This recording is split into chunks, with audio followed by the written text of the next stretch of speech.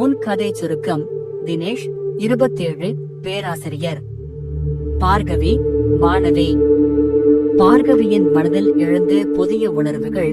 தினேஷின் மானம் போன்ற காரணங்களால் அவர்கள் பிரிந்து விடுகிறார்கள்.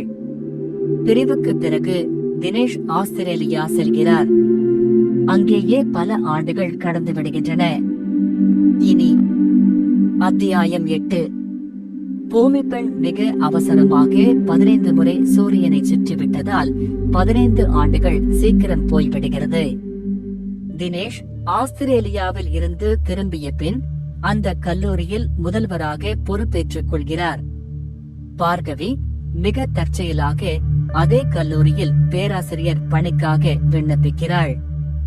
அவளுக்கான தனிப்பட்ட நேர்காணல் முதல்வரின் அறையில் முதல்வரின் முன்னிலையில் மட்டும் நிர்ணயிக்கப்படுகிறது. கதவுக்கு வலிக்கக்கூடாது என்பதற்காகவே மெதுவாக தட்டியவள், may I come in sir என்கிறாள். Yes, come in. அவள் கதவை திறந்து உள்ளே நுழைந்தாள். முதல்வரின் நாற்காலியில் அமர்ந்திருப்பவர் தினேஷ். அவளது கண்கள் அதிர்ச்சியில் விரிந்தன. இல்லை, இது அவராக இருக்க முடியாது. அவரது பார்வை நிதானமாக அவளையே பார்த்து கொண்டிருந்தது. சற்று முன் அவளது ரெஸ்யூமை அவர் பார்த்து விட்டதால் இப்போது அவர் புதிதாக அதிர்ச்சி அடையவில்லை. இயல்பாக இருந்தார். அவளுக்குள் ஓடி வந்தன நினைவுகளின் அலைகள். 15 ஆண்டுகளுக்கு பிறகு அவளை மறந்துவிட்டதாக நினைத்த ஒருவர் இன்று மீண்டும் பக்கத்தில் இருப்பது பார்கவியை அதிர்ச்சியில் ஆழ்த்தினாலும் அவள் சமாளித்தாள். சார், ஐயாம் பார்கவி. 15 வருடங்களுக்கு முன் இதே கல்லூரியில்தான் படித்தேன் என்று சரளமாக பேச ஆரம்பித்தாள்.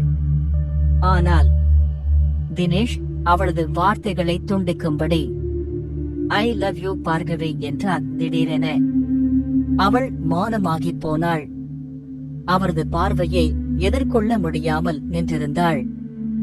ஏற்கனவே நான் காதலை சொல்லாததால் தான் பிரிஞ்சு போனோம்.